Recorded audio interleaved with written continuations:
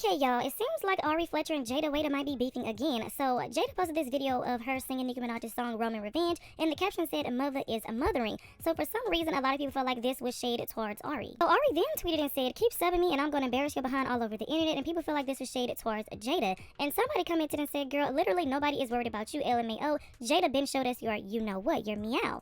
And Ari responded and said, "Jayda ain't never showed me ish, B word." Now, I don't know if she meant to say Jayda ain't never showed you ish or y'all ish, B word. You guys know Ari and Jayda used to be close friends and even appeared together on the BET Plus reality show The Impact Atlanta, and fans noticed tension between them on the show, and the relationship eventually fell apart. Now, earlier this year in January, Jayda spread a rumor that Ari was out here messing with her baby daddy Lil Baby, even though she was in a relationship with MoneyBagg Yo. Ari seemingly responded to Jayda when she tweeted and said they wanted old Ari for what though? That's a crazy, low-down, dirty cutthroat. And then she linked her Twitch, and whenever she got on Twitch, everybody thought she was going to address everything that happened between her, Jayda, and allegedly Lil Baby, but she never addressed anything. Now, some people feel like Ari is doing this because you guys know that she lost her Remedy by Ari cosmetic line, and she has to rebuild her, cosmetic line, and she recently said that that's what she's in the process of doing, and some people feel like she's shading Jayda, or she's saying this about Jayda so that, she can get some clout or promo for her new business. Now, some people feel like Ari is worried about Jayda when she needs to be worried about MoneyBagg Yo messing with some girl named D. Nicole from Memphis, and he allegedly has a baby on the way with her. Right, bitch.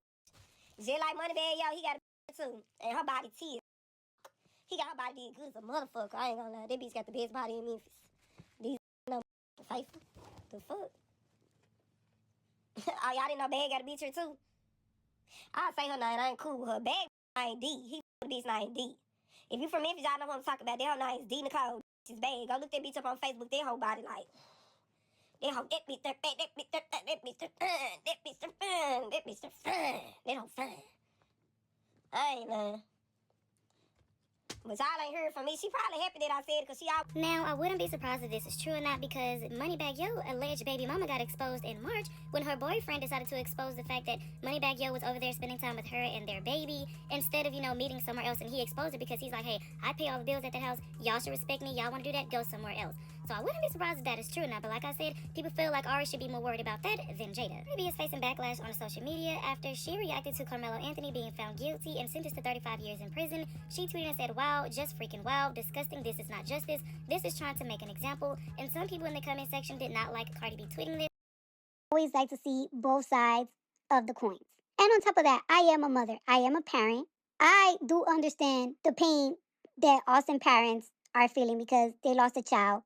And I also feel the pain of Anthony's parents because they also lost a child to the system. Maybe not forever, but it's a boy that was not raised in the trenches, that is not a street boy, that showed a lot of emotion right after the incident. He showed a lot of emotions in the incident, and after he got sentenced, he also showed a lot of emotions, which if you guys look at a lot of cases, a lot of people don't do that. It is a very unfortunate situation, and I'm not into the, oh, because a race thing. It's not a race thing. What's wrong is wrong, and what's right is right. However, in this situation, it really is a race thing. I am pretty sure, especially in Texas. This happens a lot in Texas. If Anthony was white and he was surrounded by a whole bunch of black football players and two twins, the case would have went extremely different. What I would tell my sons, son, don't let nobody punk you.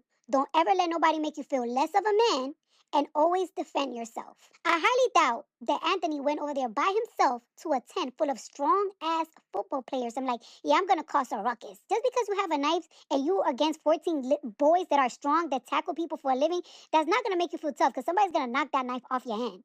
If Austin and his team felt a certain type of way that he went to the tent, he should have went to his coach. What do they tell us in school? If you have an issue with somebody, go to a teacher. Go to an adult. If Austin had an issue with Anthony being in the tent, he should have went to the coach and told the coach, take him out of the tent.